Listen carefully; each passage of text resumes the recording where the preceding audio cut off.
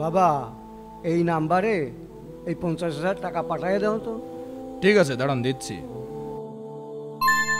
চাচা হয়ে গেছে, যান। আচ্ছা বাবা। কি রে, কিসের মেসেজ আসলো? আরে 50,000 টাকা? এই 50,000 টাকা আবার কিরা দিল? কে বলিস ভাই, এভাবে কি টাকা আসে? আরে না, সত্যিই দেছে, তুই দেখ দেখ। আরে তাই তো ভাই, চিন্তা কর লোকটা কত বড় বিপদে আছে। আরে কিসের বিপদ? টাকা এখন আমার কাছে, এই টাকা আমার। অত চিন্তা করতে গেলে হয়? চল একটা পার্টির ব্যবস্থা করতে হবে। আরে ভাই একটুখানি দাঁড়াবি তো ভাই, একবার খোঁজ নে, দেখ না এই টাকাগুলো কার। হতেও পারে লোকটা অনেক বড় বিপদে আছে। দাঁড়া দাঁড়া, ফোন দেছে মনে হয়। হইলো কি দেছে? হ্যাঁ বাবা, হ্যালো। টাকা পাঠাইয়া দিছি, পাইছো? হ্যাঁ টাকা তো পাইছি, ওই টাকার চিন্তা আপনি ছেড়ে দেন। আরে কে আপনি? আরে আমি কিটা খোঁজ নেওয়ার দরকার নেই, ফোন ডাকেন। আরে আল্লাহ, টাকা কি ভুল জায়গায় চলে গেল? বাবা ওই টাকা তো ভুল নাম্বারে চলে গেছে। কি বলেন?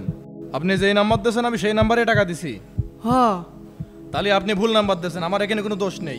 বাবা তুমি একটা ব্যবস্থা করো, আমার খুব কষ্টের টাকা। আরে চাচা, এখানে আমার কোনো কিছু করার নেই। যে নাম্বারে টাকা দিছে ও যদি টাকা ফেরত দেয় তাহলে আমি আপনার টাকা ফেরত দিয়ে দেবো। আচ্ছা আমি আবার ওই নাম্বারে ফোন দিয়ে দেখি। এ ভাই টাকাগুলো ফেরত দিয়ে দে। আরে না না, তুই এত জনদরদি হলেই কবে? ওই দা আবার ফোন দেছে, তারা কথা কয়ে নি। হ্যালো। হ্যালো বাবা। বাবা আমার ওই টাকাগুলো ফেরত দিয়ে দাও, ওই টাকাটা না পেলে আমার ছেলের চিকিৎসা হবে না। তোমার কথা শুনে মনে হচ্ছে তুমি মুরব্বী মানুষ, এই বুড়ো বয়সে তো টেনশন করে না, স্টক করবানে। ফোন ডাকো। ও বাবা, গরিব মানুষের সাথে এরকম করো না বাবা। বুড়ো টাকা ফেরত চাচ্ছে। Hello hello hello. আল্লাহ, ফোনটা তো কেটে দিল, এখন আমার ছেলের চিকিৎসা করবো কি দিয়ে? ভাই মানুষটার এইভাবে ক্ষতি করিস নে। তুই বেশি বুঝিস কে? আর তুই নিজেই নিজের বিপদ দেখে নিয়ে আসছিস কিন্তু।